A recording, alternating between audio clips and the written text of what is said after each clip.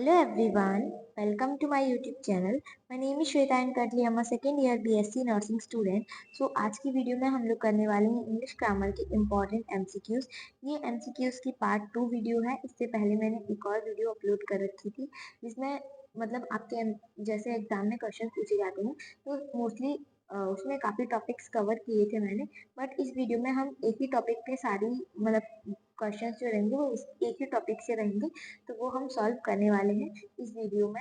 और इस वीडियो की PDF आपको टेलीग्राम चैनल पे मिल जाएगी, तो अगर आप चाहें तो आप टेलीग्राम चैनल ज्वाइन कर सकते हैं। लिंक आपको इस वीडियो के डिस्क्रिप्शन में और चैनल के डिस्क्रिप्शन में दोनों जगह मिल जाएगी। नहीं तो सिंपली आप सर्च करेंगे बिलीव योरसेल्फ 605 तो आपको वैसे भी मिल जाएगी। ठीक है, सो अभी हम ये वीडियो स्टार्ट कर रहे हैं।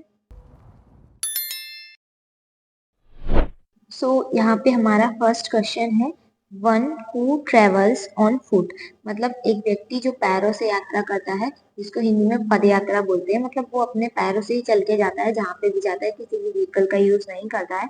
तो ऐसे पर्सन को हम क्या बोलते हैं? ऑप्शन ए है पैरासाइट, ऑप्शन बी है रिफ्यूजी, ऑप्शन सी है पेडेस्ट्रियन एंड ऑप्शन डी है ऑर्फन।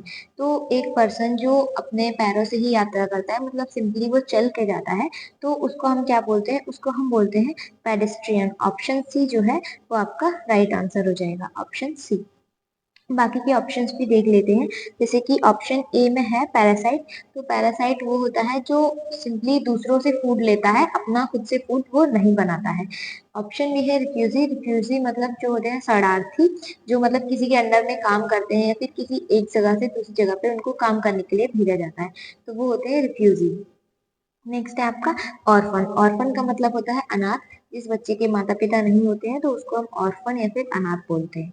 नेक्स्ट क्वेश्चन है आपका question number 2, which is not visible और सीन इज कॉल्ड, जिसको हम अपनी आंखों से देख नहीं सकते या जो हमें नहीं दिखता है, तो उसको हम क्या बोलते हैं?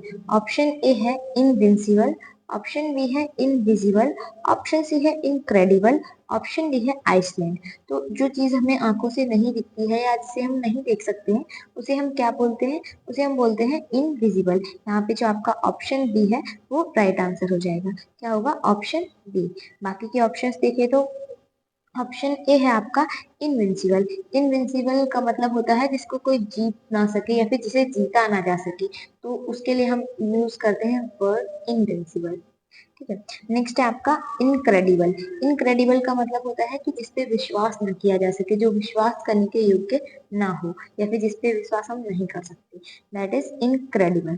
नेक्स्ट है आपका आइसलैंड। तो आइसलैंड एक ऐसा एरिया होता है जो चारों तरफ पानी से या बर्फ से घिरा होता है, और उस जगह पे वो जो उतना एरिया रहता है वहां पे मतलब ह्यूमन बींग्स रहते हैं, मतलब लोग वहां पे रह सकते हैं, जानवर वहां रह सकते हैं, तो उसको हम उस एरिया को बोलते हैं आइसलैंड। ठीक है, सॉरी, उस एरिया को हम क्या बोलते हैं? आइसलैंड। नेक्स्ट क्वेश्चन है, a women whose husband is dead. एक महिला जिसका पति जो है वो मर चुका है या उसके पति की डेथ हो चुकी है, तो उसे हम क्या बोलेंगे? ऑप्शन ए है विडो, ऑप्शन बी है थीस्ट, ऑप्शन सी है वाइल्ड एंड ऑप्शन डी है पेसिमिस्ट। तो जो महिला है या फिर जिसका पति मर चुका है उसे हम बोलते हैं विडो। ऑप्शन ए होगा आपका करेक्ट आंसर। क्या बोलेंगे? जिस महिला का पति मर चुका होगा तो उस महिला को हम विडो बोलते हैं। यहाँ पे अगर बाकी ऑप्शंस की बात करें, जैसे ऑप्शन बी में आपका थीस्ट दे रखा है, तो थीस्ट का मतलब होता है ऐसे व्यक्ति जो भगवान में आस्था रखते हैं, विश्वास रखते हैं, पूजा करते हैं, उनको हम बोलते हैं थीस्ट। वहीं पे हिंदी में इसको हम बोलते हैं आस्तिक। ठीक है। नेक्स्ट है आपका ऑप्शन सी वाइल्ड। वाइल्ड यानी कि जो जंगली है या फिर जो जंगल में रहता है, तो उसको हम बोलते हैं वाइल्ड। नेक्स्ट है ऑप्शन डी पेसिमिस्ट। पेसिमिस्ट वो पर्सन या फिर उन व्यक्तियों को हम बोलते हैं जो हर किसी चीज का सिर्फ नेगेटिव एस्पेक्ट ही देखते हैं, वो पॉजिटिव चीजों के बारे में नहीं सोचेंगे, वो बस नेगेटिव चीजों के बारे में सोचते हैं, हर चीज का डार्क साइड देखते हैं वो, तो उन्हें हम बोलते हैं पेसिमिस्ट या फिर निराशावादी बोलते हैं हिंदी में। ठीक है। नेक्स्ट क्वेश्चन है आपका fourth, which can not be heard is known as. तो ऐसी जिसको हम सुन नहीं सकते उसे हम क्या बोलेंगे? ऑप्शन ए है एडिबल, ऑप्शन बी है इमिग्रेंट, ऑप्शन सी है इनऑडिबल एंड ऑप्शन डी है इलेजिबल। तो जिसे हम नहीं सुन सकते हैं उसे हम क्या बोलते हैं? उसे हम बोलते हैं इनऑडिबल। ऑप्शन सी जो है वो आपका करेक्ट आंसर हो जाएगा, इनऑडिबल। ठीक है। अगर बाकी ऑप्शंस की बात करें, जैसे कि ऑप्शन ए में दे रखा है एडिबल, तो एडिबल का मतलब होता है जिसको हम खा सकते हैं, जो खाने योग्य है। ऑप्शन बी है इमिग्रेंट। इमिग्रेंट का मतलब होता है कि जो किसी पर्टिकुलर एरिया में रहते हैं लोग, तो वो परमानेंट वहां के निवासी है, वो टेम्पररी लेवल पे नहीं है, वो परमानेंट निवासी है और वो परमानेंटली किसी जगह से आए हुए हैं, तो उसे हम बोलते हैं इमिग्रेंट। और माइग्रेंट क्या होता है कि जो आज किसी और जगह पे रह रहे हैं, फिर वो किसी और जगह पे जाते हैं। जैसे मान लो इंडिया का कोई इंसान है, तो वो फॉरेन कंट्री में जा रहा है, फिर उसके बाद टेम्पररी रूप से वो वहां कुछ दिनों रहता है, फिर दूसरी कंट्री में चला जाता है, तो उसको हम माइग्रेंट बोलेंगे। लेकिन अगर कोई इंडिया से जाता है और वो परमानेंटली वहीं रहता है, तो उसको हम इमिग्रेंट बोलेंगे। ठीक है। नेक्स्ट है इलेजिबल। इलेजिबल का मतलब होता है जो अनक्लियर है, अस्पष्ट है, मतलब जो क्लियरली, या फिर हम बोल सकते हैं जिसको पढ़ा नहीं जा सकता। ठीक है, जो पढ़ने योग्य नहीं है, तो उसे हम बोलेंगे इलेजिबल। नेक्स्ट है the substance which induces sleep. ऐसा सब्सटेंस जो स्लीप को बढ़ाता है या फिर जो नींद को लाता है। ऑप्शन ए है नार्कोटिक, ऑप्शन बी है इंसोम्निया, ऑप्शन सी है इंसॉल्वेंट एंड ऑप्शन डी है ऑर्थोडॉक्स। तो ऐसा सब्सटेंस जो आप नींद को इंड्यूस करता है, नींद को बढ़ाता है, उसे हम क्या बोलते हैं? नार्कोटिक। ऑप्शन ए जो है वो राइट आंसर हो जाएगा। अगर बाकी ऑप्शंस की बात करें, जैसे ऑप्शन बी में है इंसोम्निया, तो इंसोम्निया हम जब टर्म यूज करते हैं, एक्चुअली जब किसी पर्सन को बहुत टाइम तक नींद नहीं आती है, नॉर्मल स्लीपिंग पीरियड से, मतलब जैसे कोई इंसान है जिसको 1-2 घंटे नींद नहीं आ रही है, ठीक है, अगर उसको रात रात भर नींद नहीं आ रही है, तो ऐसी कंडीशन को हम क्या बोलेंगे? इंसोम्निया। ऑप्शन सी है आपका इंसॉल्वेंट।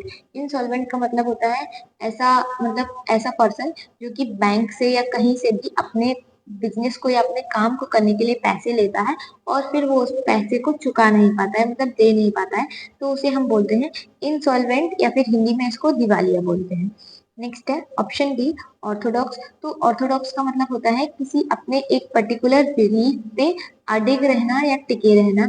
स्पेशली जब बात हो रिलीजन की, तो जैसे कुछ लोग होते हैं, उनके अपने हर हर अलग अलग रिलीजन के अलग अलग लोगों के अलग अलग विश्वास होते हैं, वो अलग अलग चीजों को अलग अलग तरीके से देखते हैं। ठीक है, तो वो लोग अपनी जो उन्होंने बात मान रखी है, फिर जो उनके धर्म में बताया गया है, वो उसी बात पे दृढ़ निश्चित है, या फिर उसी बात को वो मानते हैं, वो किसी और बात को नहीं मानते।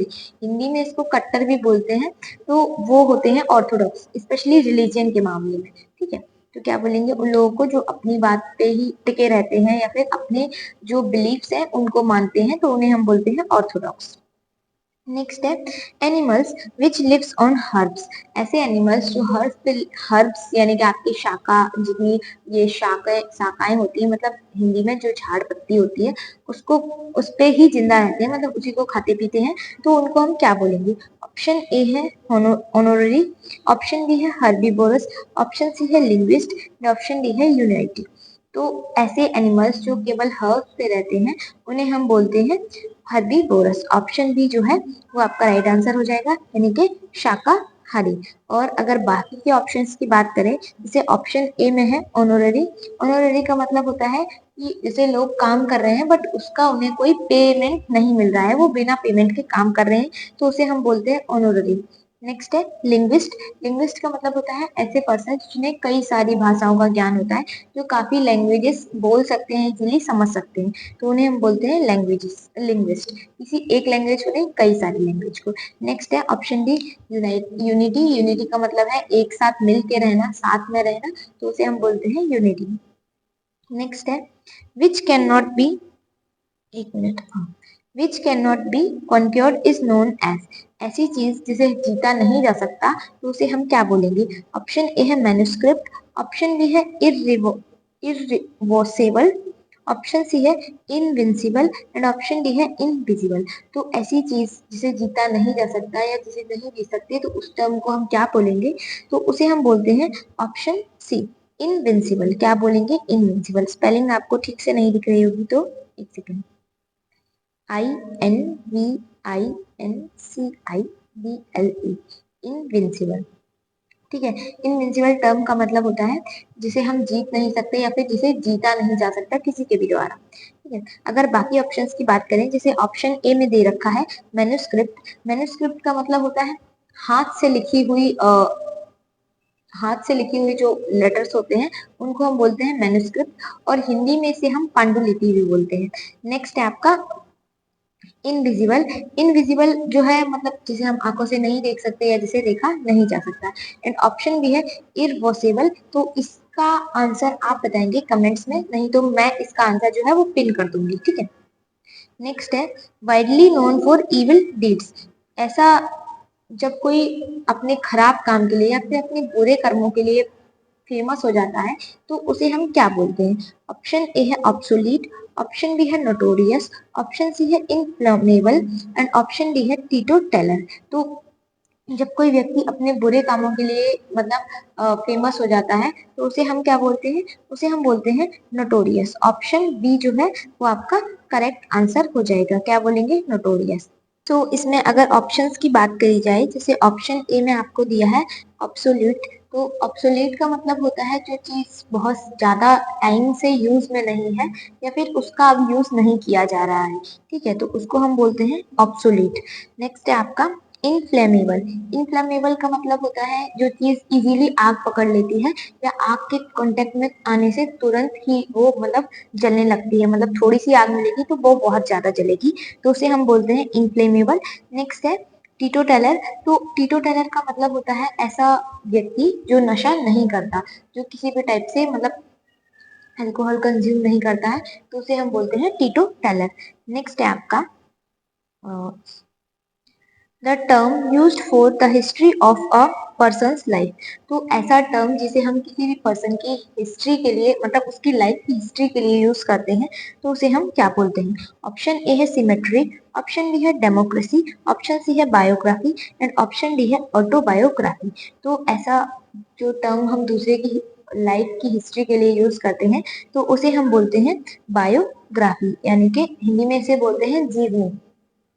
ठीक है, किसी भी पर्सन की लाइफ के बारे में हम कोई भी दूसरा पर्सन आके लिख देता है या फिर बताता है तो उसे हम बोलते हैं बायोग्राफी। अगर अदर ऑप्शंस की बात करें तो ऑप्शन ए में दिया है सिमेट्री।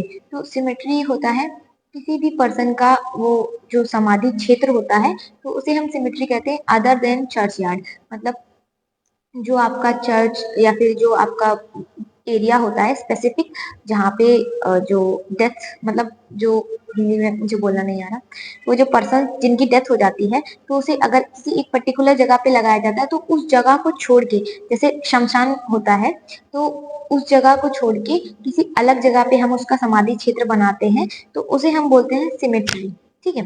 नेक्स्ट ऑप्शन है आपका डेमोक्रेसी। तो डेमोक्रेसी का मतलब होता है प्रजातंत्र। प्रजातंत्र ऐसा मतलब जहाँ पे लोग चूज करते हैं अपने जो भी राजा रहेगा उसको।